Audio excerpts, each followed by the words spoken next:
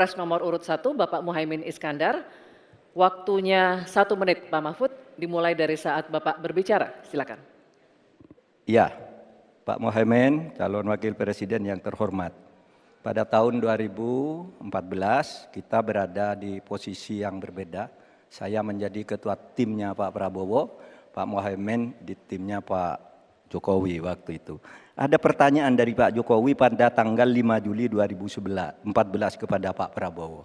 Pertanyaannya begini, Pak Prabowo, saat ini kita dihadapkan dengan bencana ekologis yang salah satunya disebabkan oleh kerusakan hutan.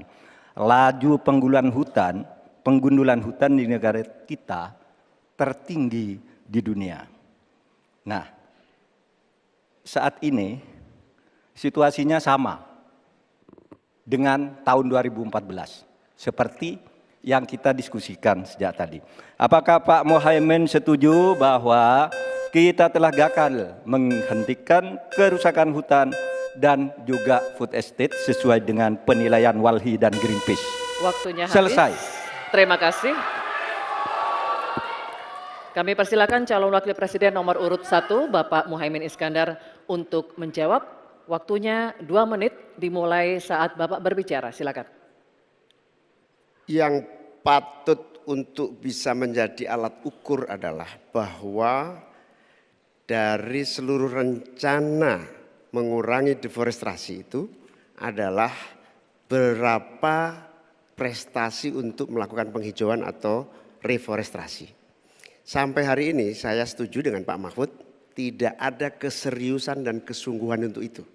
Bahkan mau menyediakan pangan nasional saja, kenapa tidak melibatkan petani? Malah juga melakukan penggundulan hutan dan gagal lagi. Karena apa? Karena tidak melibatkan masyarakat adat setempat, juga tidak melibatkan para petani, bahkan merusak keanekaragaman hayati kita.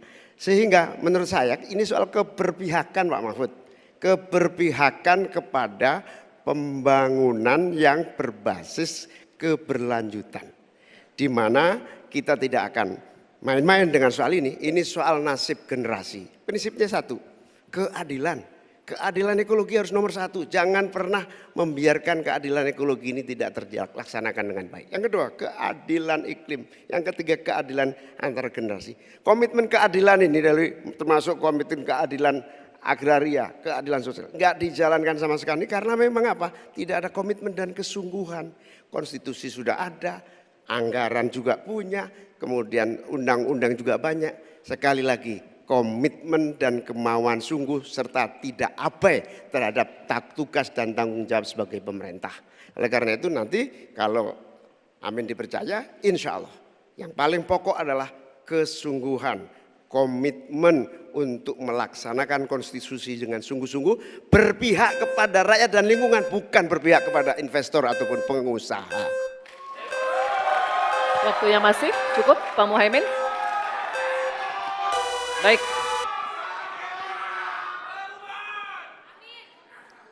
Kini kami persilakan Cawapres nomor urut 3 Bapak Mahfud MD untuk menanggapi. Waktunya 1 menit. Baik. Mulai dari saat berbicara, silakan. Pak Muhaimin, ke depan itu menurut saya pemerintah perlu melaksanakan 2 putusan Mahkamah Konstitusi yang dulu saya yang membaca vonis itu dan mengetokkan palunya. Pertama, mengakui aktivis lingkungan itu sebagai subjek hukum. Itu putusan MK. Sekarang ini kalau orang bicara lingkungan ditangkap. Nah, itu berbahaya bagi kelangsungan lingkungan hidup kita. Lalu yang kedua, saya juga udah pernah tuh membuat putusan Mahkamah Konstitusi dan saya sendiri yang ngetok palunya agar definisi hutan adat itu betul-betul dibedakan dari definisi hutan negara. Karena definisi hutan adat yang sering dipakai sekarang itu sering menyingkirkan masyarakat adat dari lingkungan hidupnya. Selesai. Waktunya habis. Kami persilakan kembali Cawapres nomor urut 1 Bapak Muhaimin Iskandar untuk merespon tanggapan dari Pak Mahfud MD tadi. Waktunya 1 menit dimulai dari saat Bapak berbicara. Silakan. Ya, setuju apa yang disampaikan Pak Mahfud. inti dari hasil kemerdekaan kita itu kan dua. Satu, bahwa pemerintah atau negara mengatur sistem dan tata kelola pemerintahan dan kenegaraan. Yang kedua, mengelola kekayaan dan aset negara kita. Nah ini yang tidak pernah dilakukan. Dibiarkan aset itu liar, bahkan ada orang yang menguasai 500.000, sementara petani gurem kita sudah hampir 16 rumah tangga petani gurem yang hanya punya tanah 0,5 hektar. Itu dari segi soal pertanahan. Nah apalagi jasa para pemangku adat, masyarakat adat yang memiliki banyak jasa sejak sebelum kemerdekaan hingga hari ini, menjaga hutan, menjaga lingkungan kita, tetapi tidak pernah diajak dialog.